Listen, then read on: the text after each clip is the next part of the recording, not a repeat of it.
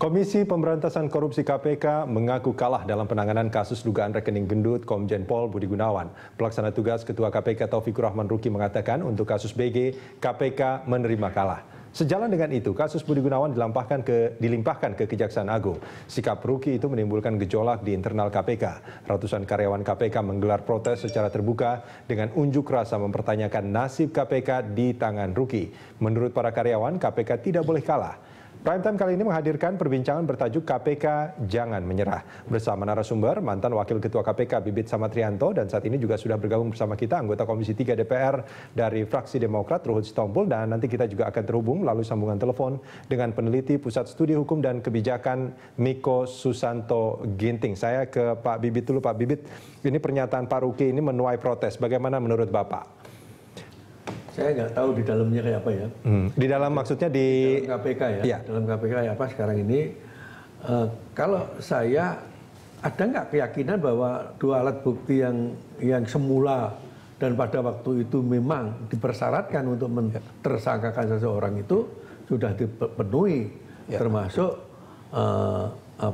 bahwa orangnya itu memang menjadi kewenangan KPK untuk menangani. Iya. Kalau menurut Pak Bibit sendiri, kasus Komjen Pol Budi Gunawan itu kewenangannya KPK bukan? Sekarang apakah Pak BG itu penegak hukum atau bukan sih? Kalau menurut Pak Bibit? Kalau menurut saya anggota polisi itu penegak hukum. Artinya KPK berwenang. Dan kalau kita bicara memang soal ini kan menjadi polemik kan, dipersoalkan. Bahkan yang mempersoalkan polisi sendiri. Iya. Ya, kalau menurut KPK sebelum ini ada proses pra-peradilan kan sebetulnya KPK selalu mengatakan setiap kasus bahwa sudah memenuhi dua alat bukti yang cukup, gitu. Nah, setelah memiliki dua alat bukti yang cukup, meskipun pra-peradilan mengatakan bahwa status tersangka BG itu tidak sah, itu kan tidak membatalkan proses penyidikannya, bukan? KPK nggak bisa membatalkan proses penyidikan. Artinya ini mesti diteruskan. Mestinya diselidiki ulang dong. Diselidiki ulang. Atau kalau memang ada kan pasal-pasal di dalam KUHP itu kalau memang dinilai pelaksanaan pra-peradilan itu ada kelengahan dalam pengambilan keputusan hakim, itu bisa PK kan itu. Iya. Nah, artinya kalau menurut Pak Bibit, mestinya kasus yang melibatkan Pak Budi Gunawan ini tidak dilimpahkan ke kejaksaan. Saya berpikir KPK mengadakan upaya PK, saya berpikir begitu, tapi nggak tahu kan di sana kelihatan ahli hukum, ada ahli hukumnya juga kan, Pak Indrarto.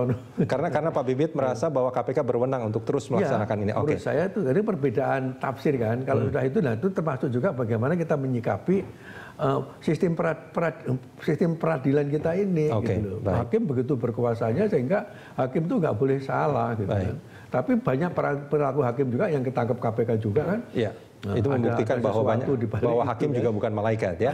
Bang Ruhut, tanggapannya soal ini. Jadi saya hanya meluruskan mungkin maksud Pak Ruki, ulah oknum yang sekarang dua jadi tersangka, KPK begini. Mestinya gitu, jangan bilang KPK-nya. KPK-nya bagus kok. Safe KPK. KPK lahir dari semangat reformasi. Tapi ulah oknum, termasuk sekarang ulah yang demo-demo ini. Ngapain mesti demo-demo? Ngapain mesti bikin-bikin Maksudnya rame? pegawai KPK? Iya, ngapain? Saya capek di Komisi 3 menjaga supaya KPK itu yang selalu dikatakan ad hoc itu selesai. Ini Pak Bibit tahu bagaimana saya membela KPK. Tapi tolonglah kompak, solid di dalam. Nah, kembali kaitan kasus Pak BG. Ada MOU kok. Ya, kualitas komunikasi nggak dijaga, beda dengan periode Pak Bibit. Periode sekarang ini kan, aduh inilah anak-anak muda ini. Kadang-kadang kan aku bilang ini anak-anak mudanya mau gimana sih? Itu perlu juga jam terbang. Pak Bibit ini. Kalau anak muda ini kita kalau di Sumatera bilangnya jagoan ya, anak muda kan kalau jagoan. Di DPR juga Komisi 3 yang banyak korupsi anak muda juga. Anak muda. Muda semua. Jadi saya angkat topi dengan TNI, dengan polisi, dengan terkait kasus ini Bang Ruhut. Ketika Pak Ruki mengatakan bahwa untuk kasus ini KPK kalah, menurut Bang Ruhut seperti apa? Menurut saya, kenapa itu terjadi? Karena ulah dua oknum ini kan, tegas saya katakan, menjadi komisioner KPK jangan berpolitik. Masih disangsikan lagi Abraham berpolitik atau tidak? Tanyakan kepada rumput yang bergoyang. Ini akibatnya. Nanti rumput nggak bisa jawab. Enggak, taunya rumput jawab. Setelah kami undang-undang yang selama ini dikatakan tidak benar itu, nyatanya udah nyanyi itu wanita. Apa yang nggak benar? Udah nyanyi itu sahabat-sahabatnya. Iya. Tapi apa korelasinya kasus yang melibatkan Pak Abraham Samad dengan kasus Budi Gunawan ini menurut Anda? Iya, saya mau katakan seperti yang dikatakan Pak Bibit. Lihat nggak waktu BG dijadikan tersangka, baru mulai saksi-saksi dipanggil dan nggak datang. Oh rupanya saksi selama ini belum diperiksa. Kan itu aja kok, kan?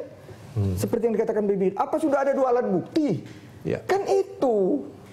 Dan nyatanya kan junior beliau loh, polisi loh. Miranda Gultom itu cuma amplop-amplop kosong, map kosong digini-giniin, belum ada 2 alat bukti. Itu yang saya katakan, tolong jangan berpolitik. KPK save KPK. Rakyat miskin karena korupsi, KPK harus kita pertahankan. Anda menilai bahwa sebetulnya pernyataan KPK selama ini yang menyebut bahwa sudah ada 2 alat bukti yang cukup itu semuanya bohong?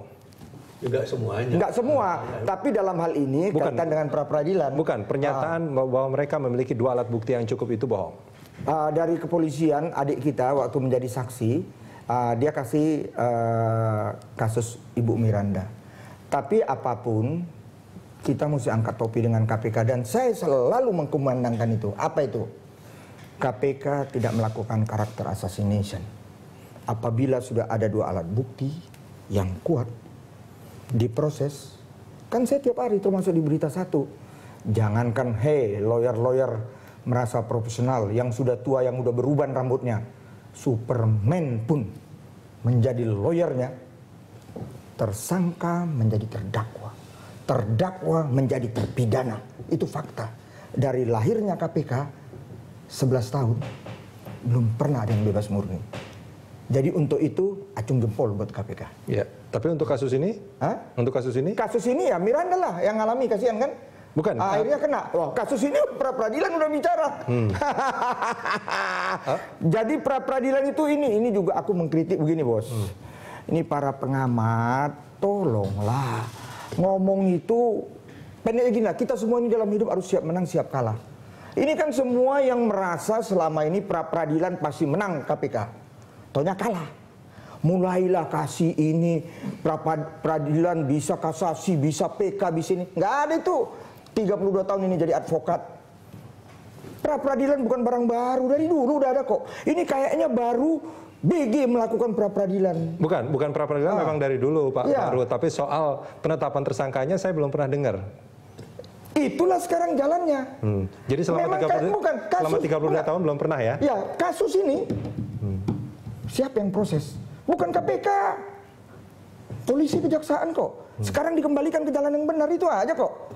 Kemarin ini kan ada hate kebencian Abraham Bambang kepada Budi Gunawan, itu aja lihat. Tersangka, rebut-rebutan, ada hate. Jangan lakukan itu. Kita sesama biskota. Itu yang saya katakan. Mohon dilarang saling mendahului. Jangan sok jadi pahlawan kesiangan. Oke, tanggapannya Pak Bibit soal ini. Bagaimana?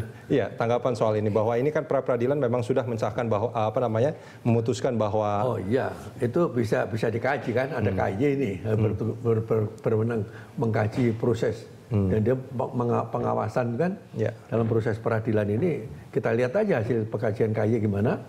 Dan saya dengar juga si hakimnya itu dipanggil KY juga nggak datang. Kalau pernyataan KY itu Pak Suparman Marzuki sudah mengatakan sebetulnya bahwa pra-peradilan itu penetapan tersangka bukan objek perkara pra-peradilan. Pasal 77 itu, KUHP pasal 77 itu sudah sangat jelas sebetulnya. Jadi hanya apa? Makanya itu dianggap kesalahan atau bukan? Karena kemudian proses peradilannya kayak apa dikaji, dan ini bukan kewenangan KPK. Nah, kemudian mestinya KPK itu masih ada upaya untuk PK. Tapi bagaimana? Kan ada ahli hukum di situ.